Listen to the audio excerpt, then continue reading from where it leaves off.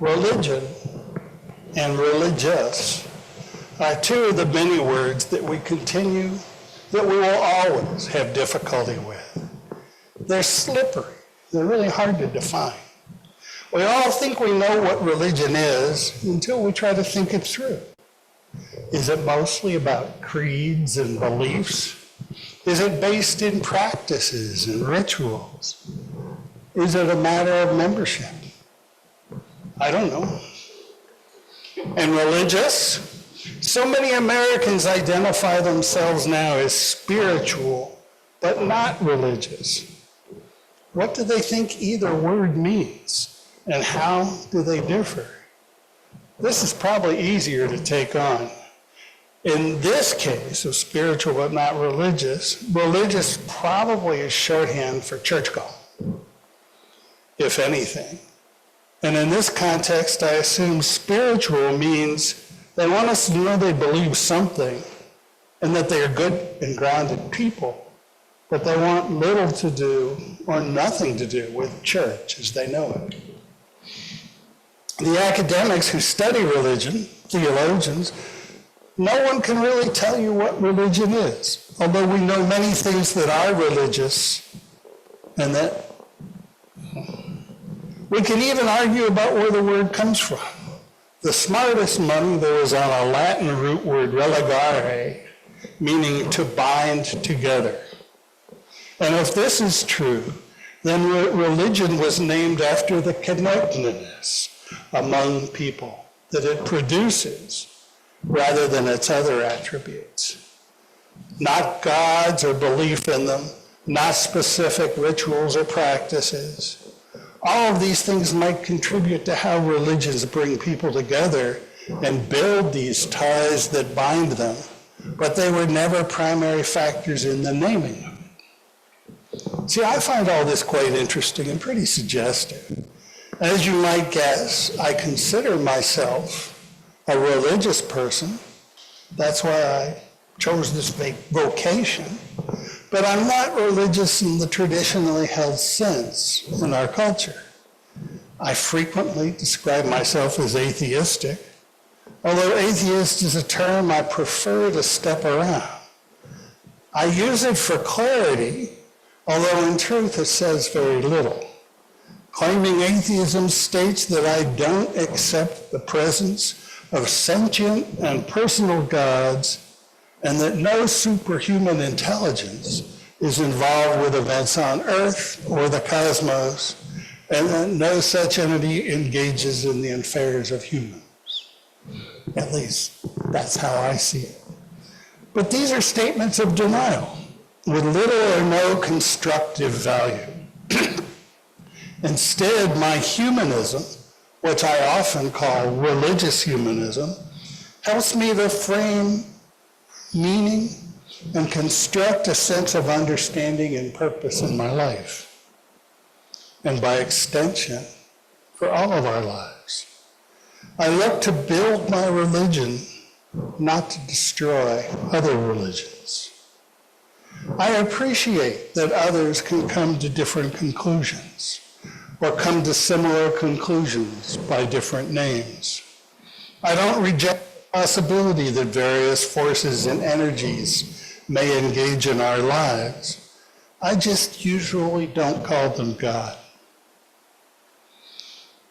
The more we learn about nature, physics, biochemistry, physiology, and all kinds of other sciences, the more knowledge we gain about understanding how it is that we work, and the closer we come to knowing something of our essence. I guess it's a matter of perspective, whether such understandings bring us closer to God or whether they take us further away. What religion has to be, though, is a set of practices that help us relate to that which we hold sacred, to that which we believe is essential to our essence and our continuing existence. When we believe that our world is controlled by and for the gods, then our religious practices and institutions have a lot to do with these beliefs and how we relate to those deities. We are familiar with religions that give fixed answers to many of life's big questions and establish patterns of activity, things like church-going, devotional worship, prayer, and ritual. Both public and private behaviors and activities can be dedicated to experience and honoring the sacred divine of these religions. Whenever our worldview does not include a belief in divine presence and force, we are left on our own to develop understandings of how to hold truth and meaning and where to look for purpose and direction. Science provides answers to many of the questions religion once addressed, like where do we come from and how do we fit into the larger picture of the world and the cosmos. But what we desire to understand about human meaning and purpose is not usually a question that can be addressed by scientific inquiry, at least not yet. And when we hold no divine, we can still see and feel that which is most sacred to us, that we care about most. And these things fall into several basic and deeply interrelated categories. It might be nature, our world, the environment, that which sustains us, that which brought us into being, and that which is the arena for all of our activity. It might be self, especially the aspects of reflective consciousness that seem uniquely human. We are distinct especially because in addition to adjusting to external conditions, we aspire to create and to discover for reasons and motives that are strictly our own. Society, or the other thing could be society, starting with the parts of life that we are directly connected to and radiating out through wider circles as needed. So we might find our sacred in nature, in ourselves, or in our connections. Each and all of these are good candidates for grounding our sense of what is truly important to us. And just as we had different ideas of God when we all held a God, we can hold different visions about where we vest our own emotional and intellectual commitments. In my eyes, we might focus on nature, we might focus on humanity, but they're so connected, we probably are pretty much in the same place, whichever starting point we pick. How many ways can we say we need one another? We are social beings. It starts with biological dependence, babies and children cared for by their family groups, and the mutual dependence of small communities and sharing production and adaptive roles. But it goes well beyond this. We are virtually nothing apart from our relation to others. Our personal self-consciousness is social in nature. All of our stories are relational. We view things like isolation and solitary confinement as cruel and unusual conditions. Individuals have attributes, but these attributes become meaningful only as they are embedded in community.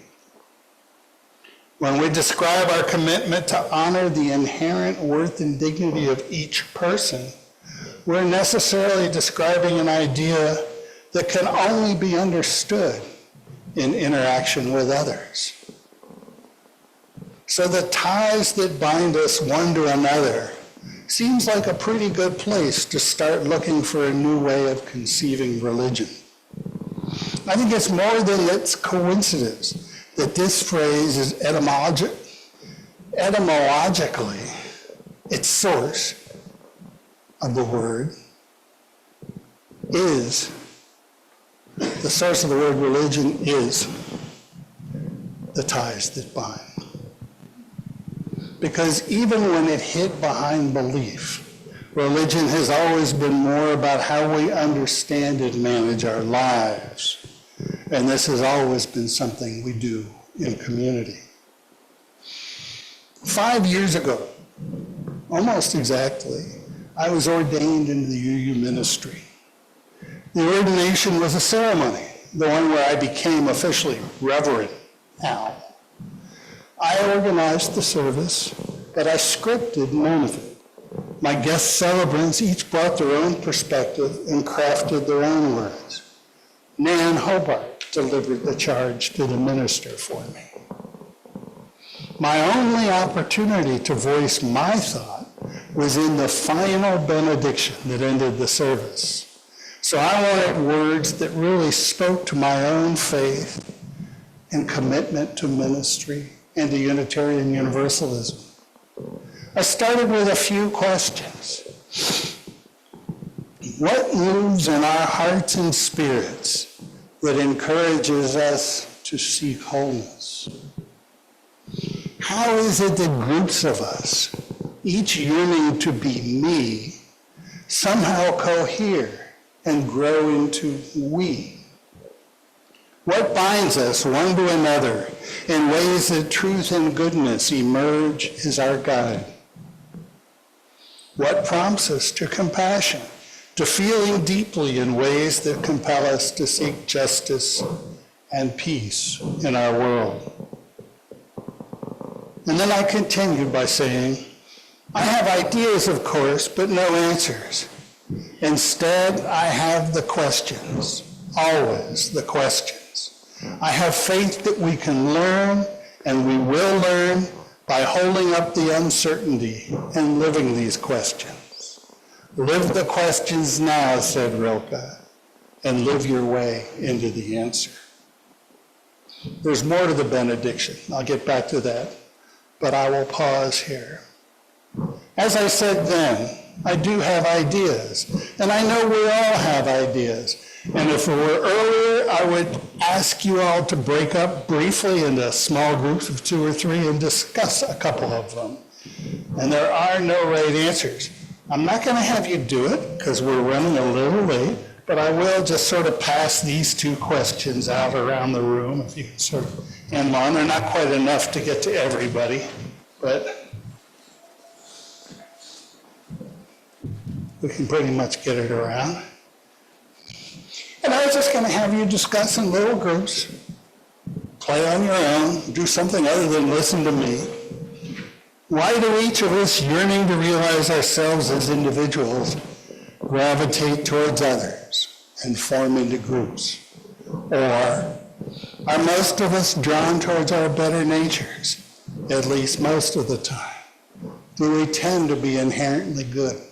These are great questions. And I hope you will discuss them. That's why I handed them out anyhow. So you have them. Next time things are just quiet and you don't know what to do, pull this out and say, why do each of us, yearning to realize ourselves as individuals, gravitate towards others? You'd be surprised. It's great at cocktail parties. And there really are no right answers, or at least there are no right answers that we can state objectively until we act and create what it is we're talking about. Because our behavior creates meaning, and the meaning we create together suggests what we will find right or wrong.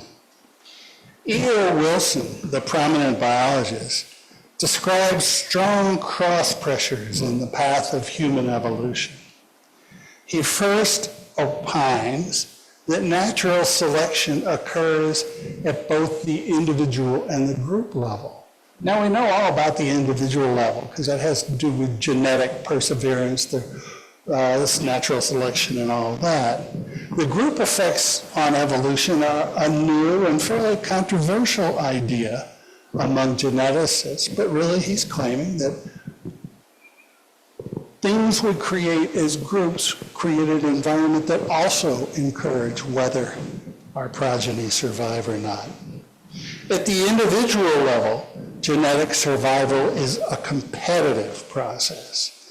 Individuals are pitted against others, and those whose traits and attributes give them the greatest edge in producing viable offspring should bear greater influence on the genetic makeup of the next generations.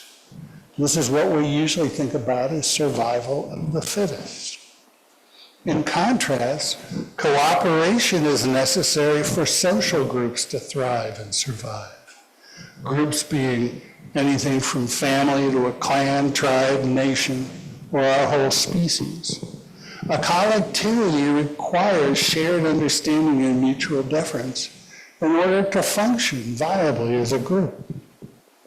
So selfishness has evolutionary virtue, as it leads to more effective competition between individuals within the group, while altruism promotes greater cooperation and stability for the group as a whole. And the group as a whole, of course, in turn provides protection and stability for its members. So Wilson answers this one question of whether a person should be good, altruistic, or bad, selfish, with a clear answer. He says, probably both. The selfish part might be the more natural human response. So it's the cooperative and altruistic part that we most need to learn, to nurture, and protect. Traditional world religions, when they were on their good behavior and not at war, universally agreed on the importance of compassion as a central human teaching. Some form of the golden rule is almost universal, although it's stated very differently in different cultures. Karen Armstrong, the religion writer, created an organization that she called the Charter for Compassion. And she actually created a charter and asked people to sign it. And there have been many hundreds of thousands of people who have signed it since 2009 when she created this organization.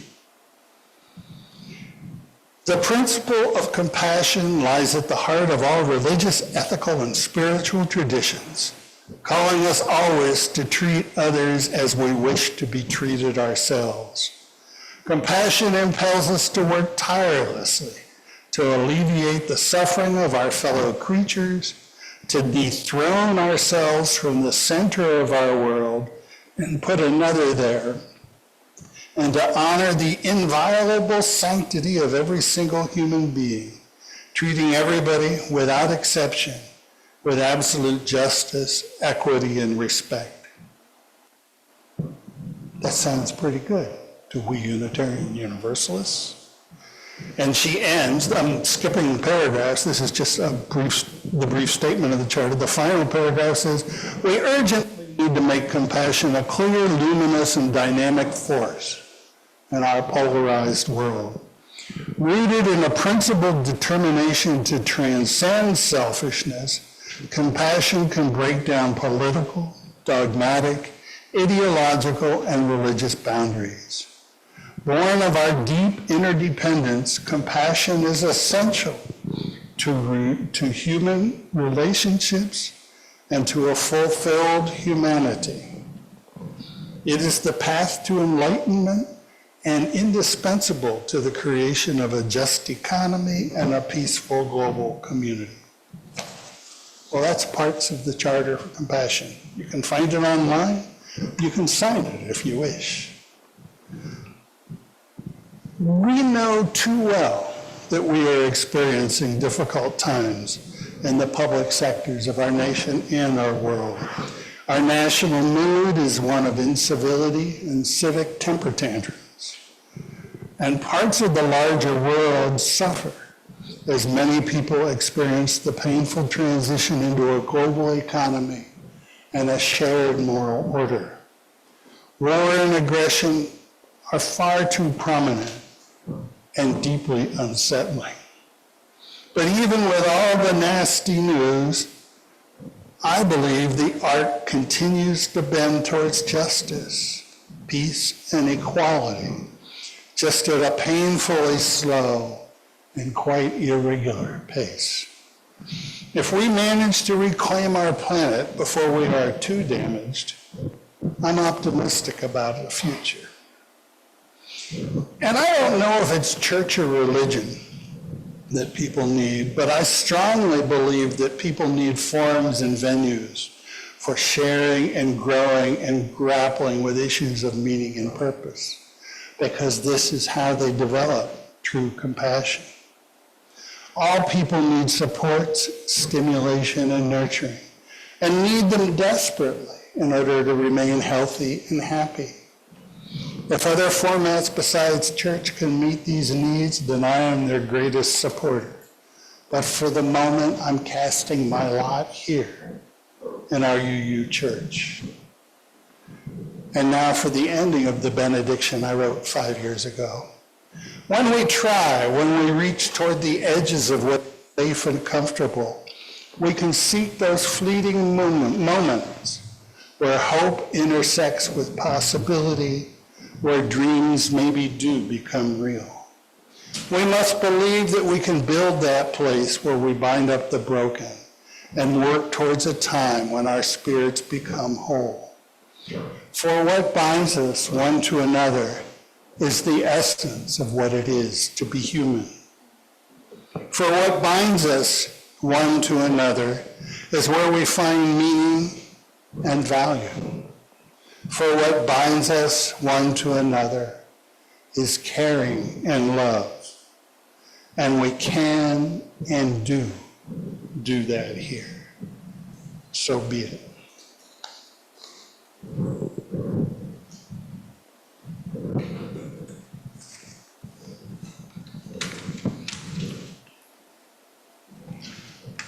On one of these pages, it says what we're doing.